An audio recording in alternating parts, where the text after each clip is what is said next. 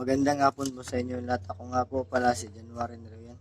Nagmula sa grade 11 section Aquamarine. Ito po ang aking posisyong papel tungkol sa epekto ng teknolohiya sa kabataan. Ang modernong teknolohiya ay nagdudulot ng maraming positibo epekto sa kabataan. Sa pamamagitan ng mga gadget at internet, mas madali para sa kanila na mag-access ng impormasyon, magkipag-ugnayan sa iba.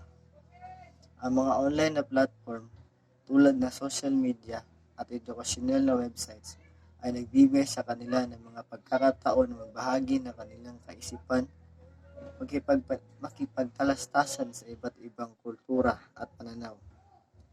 Gayunpaman, mahalagang tandaan na mayroon ding mga potensyal na banta sa sobrang paggamit ng teknolohiya sa kabataan.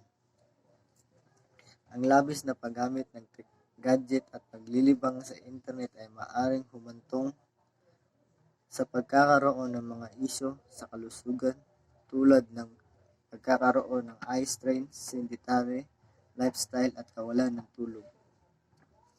Bukod pa rito, maaaring maging biktima ang kabataan ng cyberbullying at ibang pa mga negatibong epekto ng online na mundo.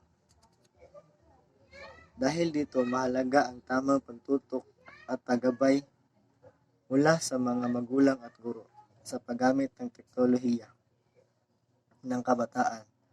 Dapat nilang bigyan diin ang kahalagahan ng paggamit ng teknolohiya ng may pagmamalasakit sa sarili at sa iba.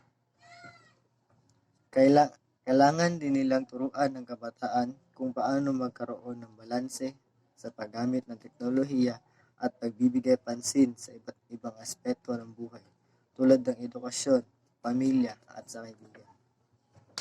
Sa huli, sa pamamagitan ng wastong pagtutok at tamang paggamit ng teknolohiya, maaari natin matiyak na magiging positibo ang epekto nito sa kabataan. Subalit, dapat nating tandaan na ang teknolohiya ay isang kasangkapan lamang at hindi dapat maging pangunahing bahagi ng ating buhay. Ang teknolohiya ay nagbubukas ng mga bagong oportunidad sa trabaho at negosyo para sa mga kabataan.